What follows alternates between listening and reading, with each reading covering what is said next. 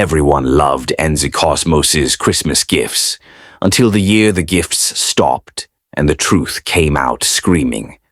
Welcome to Tales at Dusk, the archive of rich African tales.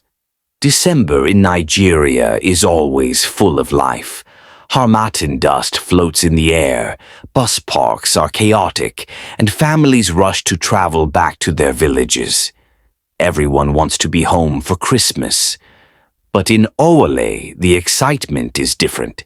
People don't just return for family or tradition.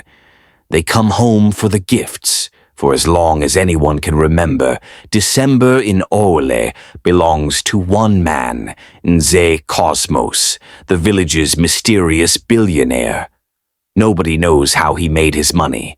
He only dabbles lightly in local politics, not nearly enough to explain the wealth he displays every year. Yet, from December 1st to December 31st, he gives like a man who owns the world. Children run around carrying new toys, slippers, biscuits, and Christmas clothes. Mothers collect bags of rice, condiments, wrappers, and cooking oil. Fathers receive cash, cows, and cartons of drinks. Widows get the biggest share. Singles get their own packages, too. For 31 days straight, Owele buzzes with celebration. Drums echo across the hills, palm wine foams in calabashes, and smoke rises from fires roasting freshly slaughtered cows. Anyone who visits during this period will think Owele is the luckiest village in Nigeria. But beneath the noise and excitement lies a disturbing truth that no one has ever spoken aloud. In Owele, only one man succeeds, only one man prospers, only one man builds. Everyone else struggles, no matter how hard they work. Their businesses fail, their plans scatter, and their progress disappears as quickly as it begins. Yet year after year, these same people return gladly to receive Nze Cosmos's gifts. To outsiders, it looks like generosity. To the villagers, it feels like tradition. But to anyone paying close attention, it looks like something else. Something darker. This particular December, Owele is already full of returning families. Cars packed with luggage, children shouting greetings to cousins they haven't seen all year, women laughing as they carry basins of tomatoes on their heads. Yet, in the middle of all the excitement, something feels off, like a shadow hiding behind the sunlight. Everyone is focused on the celebration. No one is thinking about the strange pattern that binds them. No one wonders why they struggle all year only to return home and collect gifts from the only rich man among them. If you asked anyone in Owele who the most important man in the village was, they wouldn't mention the chief or the youth leader. They would mention only one name, Nze Cosmos. People spoke his name with a mix of respect and fear, not loud fear, quiet fear, the kind that hides behind a smile. He wasn't a man of many words. He didn't walk around with bodyguards or try to show off his wealth. He moved like someone who already knew the whole village belonged to him. And in a way, it did. Nobody truly knew what he did for a living. Some said he was a contractor. Others said he imported goods. A few whispered politics. But deep down, everybody knew. His wealth didn't come from anything anybody could explain. Still, they praised him. Because every December, he turned into the savior of Owele. From the first day of the month, his gates swung open. Beautiful decorations lined his compound. Massive trucks moved in and out, delivering everything you could imagine. Men carried bags of rice on their shoulders. Women carried large basins of tomatoes and pepper for sharing. Children gathered around the mansion, hoping to be the first to get their toys. And Nze Cosmos? He sat on a tall wooden chair under a big umbrella, smiling slowly as people collected their gifts. He didn't speak much, but when he did, his words always carried weight. "Food will never finish in this village," he would say. "My people must eat. My people must celebrate." He shared gifts with careful organization. Children first, in long lines stretching from the gate to the village square. Then women. Then men. Then widows. Then singles. Everyone had their day. Everyone had their package. He never missed anyone, and he never repeated anything. Every year the gifts got bigger, the celebrations louder. But no matter how many gifts he gave, no other person in Owele ever rose. People would receive a bag of rice in December and return the next year with the same slippers, same clothes, same struggles. They worked hard all year. They saved money. They hustled in cities across Nigeria. But somehow, their efforts always collapsed. Businesses burned down. Children fell sick often. Young men lost money mysteriously. Projects failed for no reason. And no matter how high someone climbed, the person always came crashing down before December. Among all the families who rushed home every December, the Azuka family never missed a single year. Not once. Mr. Azuka was a middle-aged trader in Lagos. A good man. A hard-working man. The kind of man who left home before sunrise and returned long after sunset. But no matter how hard he worked, his life always felt like trying to fill a basket with water. He sold electronics in Alaba, but his business behaved like something with a curse on it. One month he would make plenty sales. The next month he couldn't even pay shop rent. If he saved money in March, something would swallow it in April. Hospital bills, police cases, debts, unexpected problems. Every year it was the same cycle. His wife, Amara, sold provisions from home, but her story wasn't different. Goods expired, power failed, freezers spoiled, children fell sick. For years they lived like people struggling inside a thick shadow. But every December everything changed, not their finances, no, but their joy. December was the one season they looked forward to. A break from Lagos stress, a chance to go to Owele and enjoy what they believed was a blessing from home. The children, Chidi, Kamsi, and little Somto, would start packing their bags from November 20th. "Daddy, when are we going for Christmas?" "Daddy, I want to collect my toys from Nze Cosmos." To them, Owele was paradise.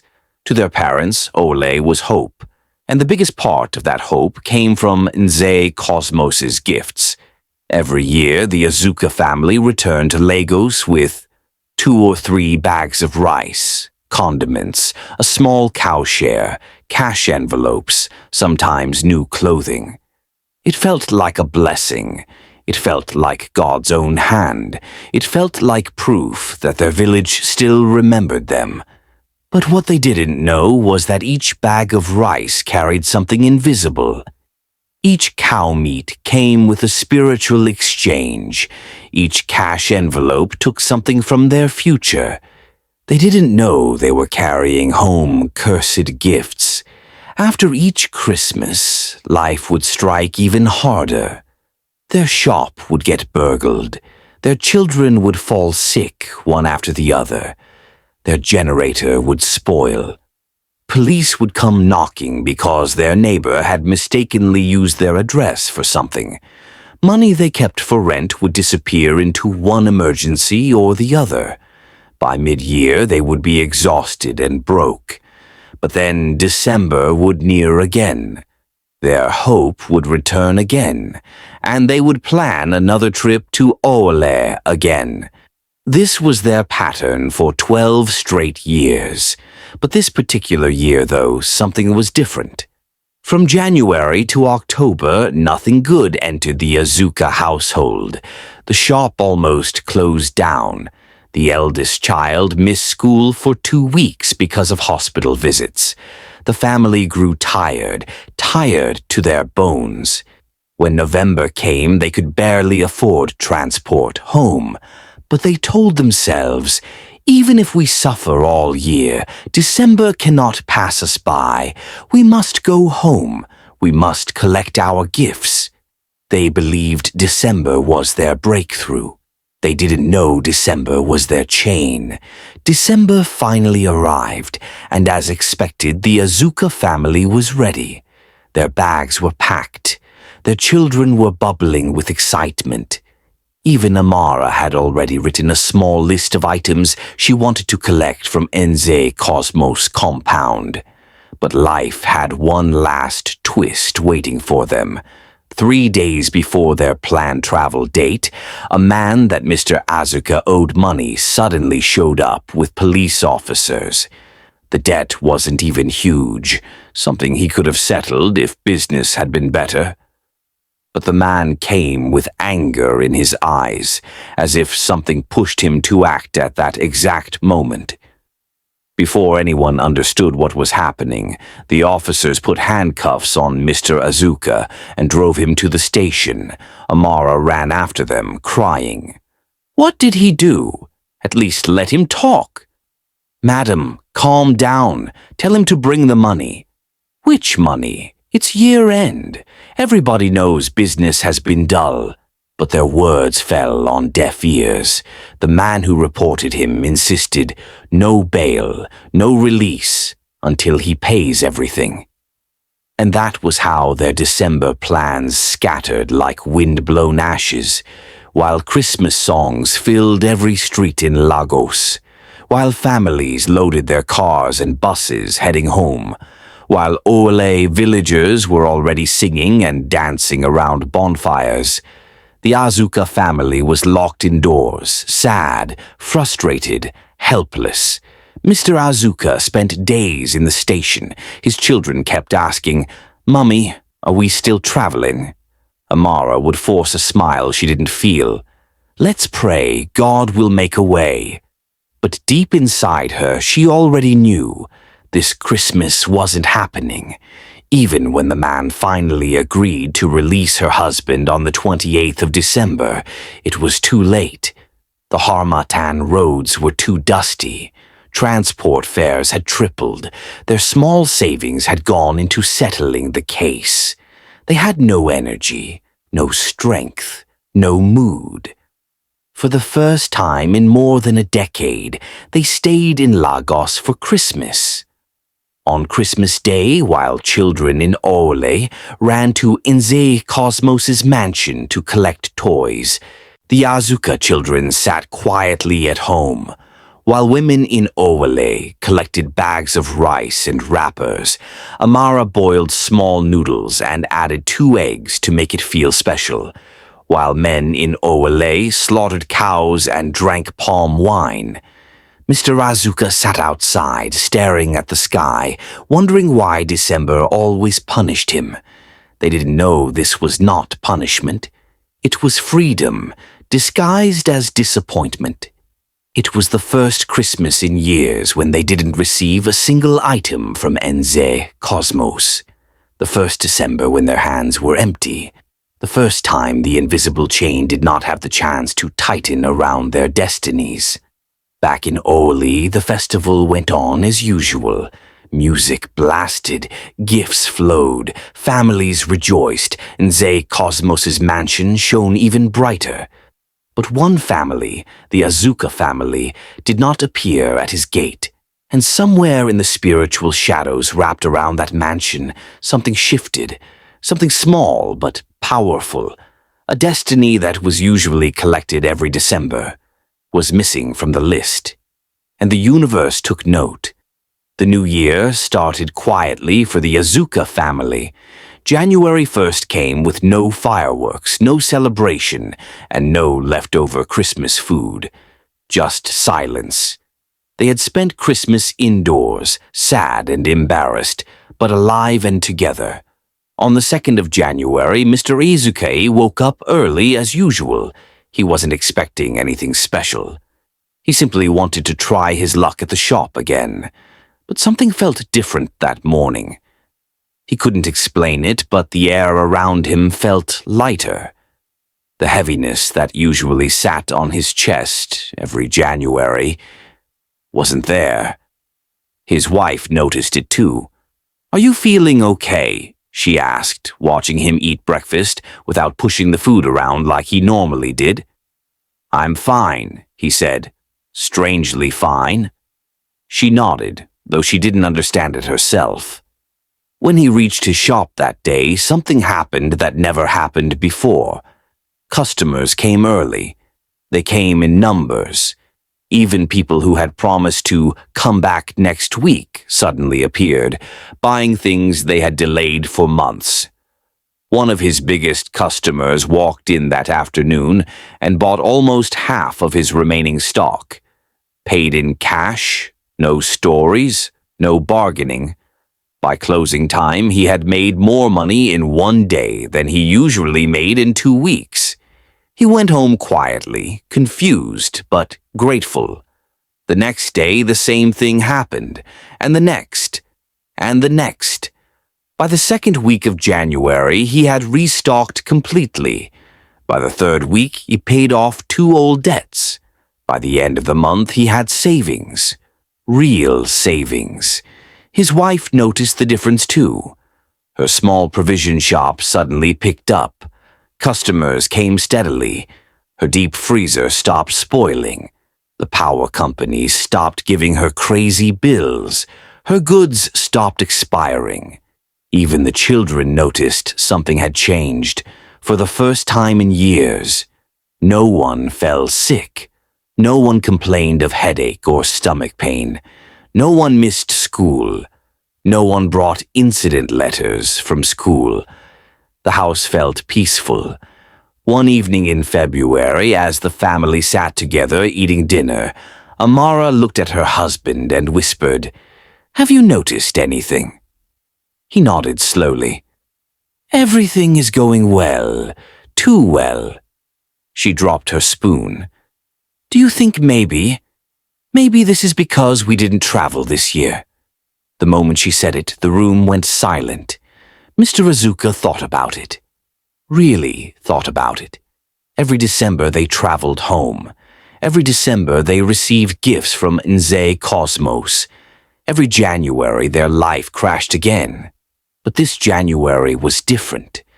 This was the first January where their hands were gift-free, and suddenly everything was falling into place. He leaned back in his chair, eyes widening with realization. "All these years," he whispered, "something was taking from us." His wife nodded slowly, fear creeping into her voice. "I think the real gift we got this year was the one we didn't collect." From that night, things grew even better. By April, Mr. Azuka upgraded his shop. By June, they bought a fairly used car.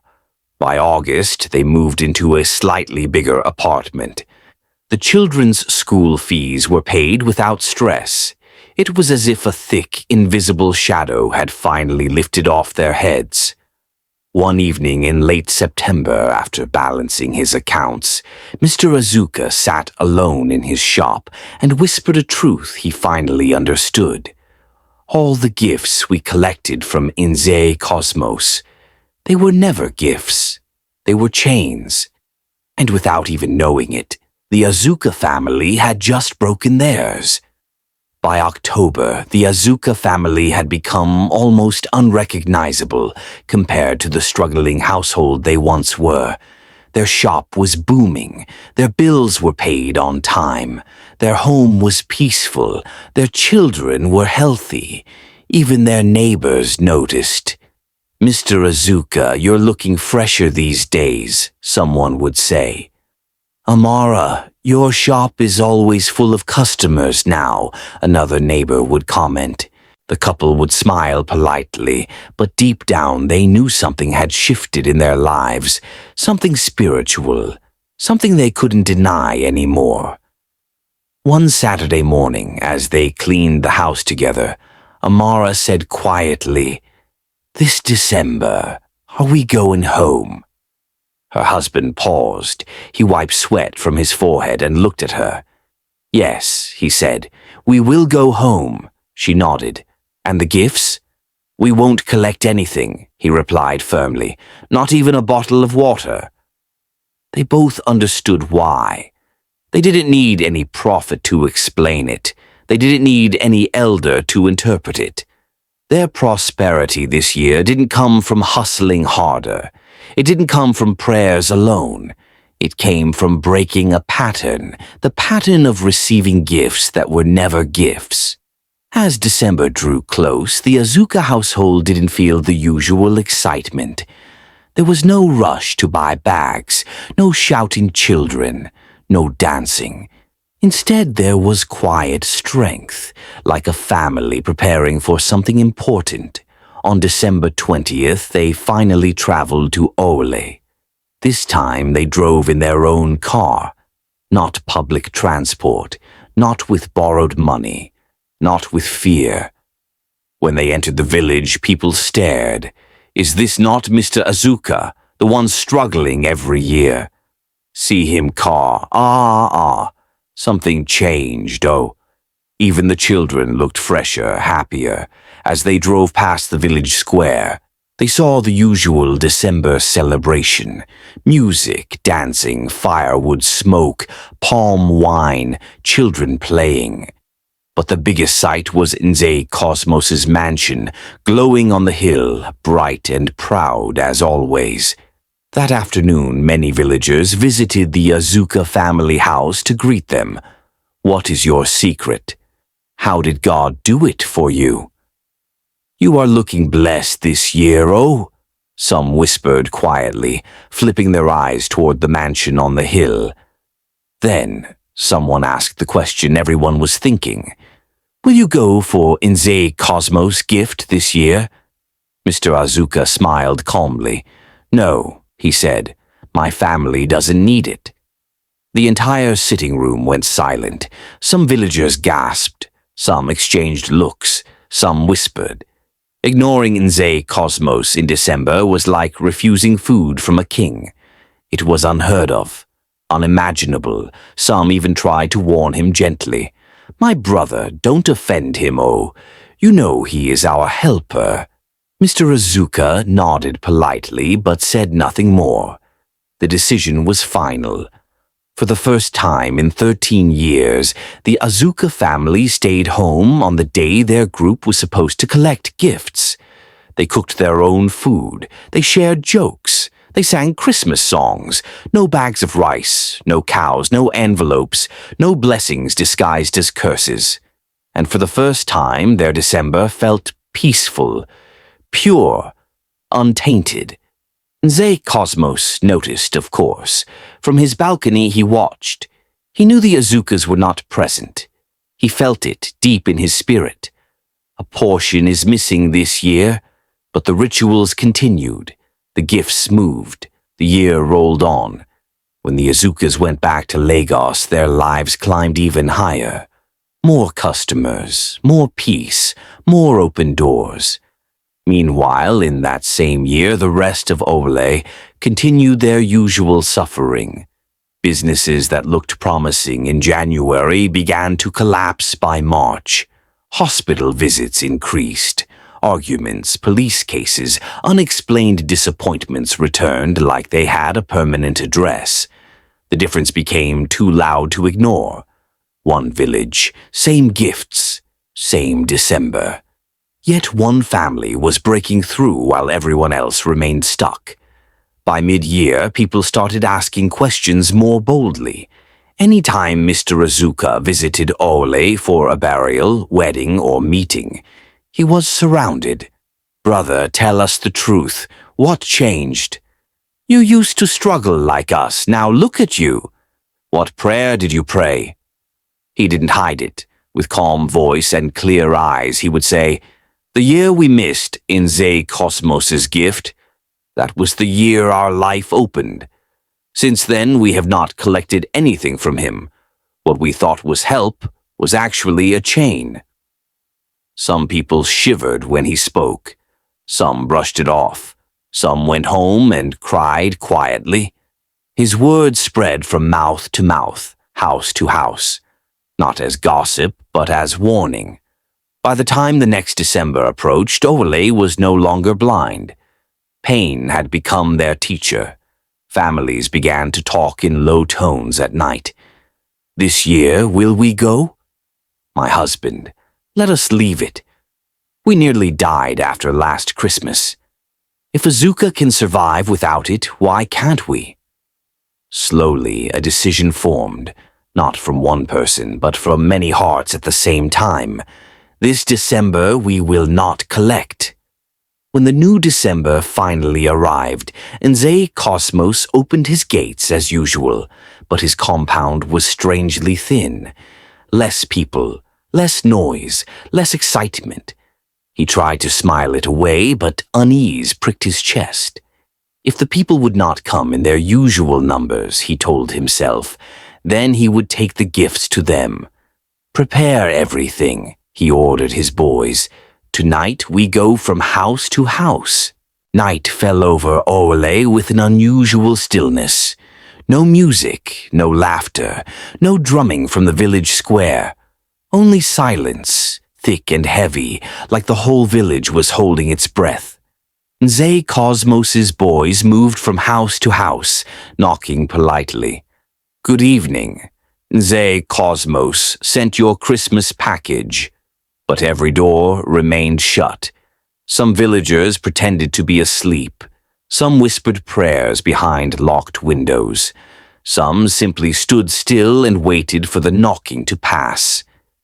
It didn't matter how sweetly the boys spoke, how much they begged, or how urgently they pleaded. Nobody opened their door. One by one, all the trucks returned to the mansion with their loads untouched. Bags of rice, cows, wrappers, condiments, toys, cash envelopes. Not a single item was accepted. Inside the compound, Nze Cosmos stood with his hands behind his back, staring at the rejected gifts like they were corpses. His boys trembled. No one dared to speak. This had never happened before, not in 30 years. For the first time, the ritual remained incomplete. And he knew the consequences. He felt it already. A tightening in his chest, a cold breeze that didn't touch his skin, a presence watching him from behind the shadows of his mansion. Midnight approached. Owele remained strangely quiet. Families stayed indoors, huddled together, praying softly. The entire village understood, in their spirit if not in words, that something unseen was moving. Then, a scream ripped through the night. It came from the hill, from the mansion. A scream so loud it shook windows and made children cry. "Please, please, give me time. I will complete the ritual." Villagers rushed outside, fear and curiosity dragging them toward the sound. They reached the foot of the hill and stared in shock. Nze Cosmos was running out of his mansion barefoot, his clothes torn, his skin bleeding from invisible lashes. He fell to the ground, rolling and begging unseen forces. "Don't take me, please. I will give them more. I will give everything." He clawed at the earth like a man being dragged by shadows. The villagers froze, terrified, yet strangely relieved. The truth was unfolding before their eyes. Owele had finally refused, and now, the spirits he had fed for years came to collect from him. The villagers stood rooted to the ground, fear crawling up their spines as Nze Cosmos screamed into the darkness.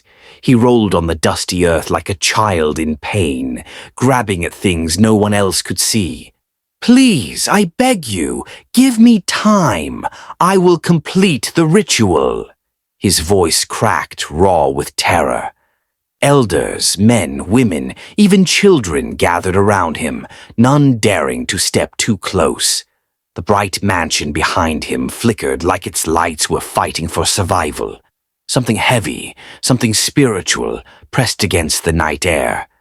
Suddenly, Nze Cosmos's body jerked violently. He sat upright, eyes wide, tears streaming down his face. Then something inside him broke. He began to confess. Words tumbled out of his mouth like a dam bursting open. "I am the reason you never prosper," he cried. "Every gift you took from me, every bag of rice, every toy, every cow, it was not free. Your destiny paid for it. Your blessings fed the spirits that made me rich." Gasps spread through the crowd. He continued, weeping uncontrollably. "Every misfortune, every business failure, every sudden death, I caused it. The ritual demands it. For me to rise, all of you must fall." Women started crying. Men shook their heads in disbelief. Some villagers collapsed to their knees as truth flooded their minds. They remembered every January struggle, every sickness, every setback, every poverty chain they could never break. And now the source stood before them, broken, exposed, punished. Nze Cosmos clawed the earth again, screaming, "Forgive me, help me, they are taking me." But the villagers could do nothing. How do you fight what you cannot see? A sudden wind roared through the compound, swirling around Nze Cosmos like a tornado made of shadows. He cried louder, his voice echoed across the hill. Then, just like a candle dying in harmattan wind, he went silent. His body dropped flat on the ground, trembling weakly. His once polished clothes turned to rags before their eyes. His skin cracked. His eyes lost their shine. The richest man in Owele became a shadow of himself in one night. The villagers backed away slowly. No one needed a prophet to explain what happened. The harvest he planned for them harvested him instead. By morning, Nze Cosmos was wandering the village barefoot, tattered, confused, muttering nonsense. He didn't enter his mansion again. He avoided it like a plague. No one greeted him. No one helped him. No one went near him. The spell over Owele had broken. Families traveled back to their cities with a new kind of peace in their hearts. For the first time in decades, January brought prosperity instead of pain. Businesses opened, children excelled, homes flourished. The chains Nze Cosmos used to hold the village had snapped. Every destiny he stole returned to its owner. Owele came alive again, free, blessed, awakened. And Nze Cosmos? He became a walking warning, a living reminder that not every gift is a blessing. Some blessings are bait, and the hand that feeds you may also be the hand that steals from you. That was the night Owele learned the biggest truth of all. Destiny cannot be bought, but it can be exchanged if you're not careful. Be careful what you accept. Some gifts open doors and some gifts quietly close, the doors meant for your destiny. Do you think you would have noticed the pattern like the Azuka family, or would you have missed the signs like everyone else? If this story kept you thinking, tap the like button, drop your thoughts in the comments, share and subscribe to Tales at Dusk. Your support helps me bring more powerful African stories to life. Don't forget to turn on notifications, because every dusk, another powerful tale waits to be told.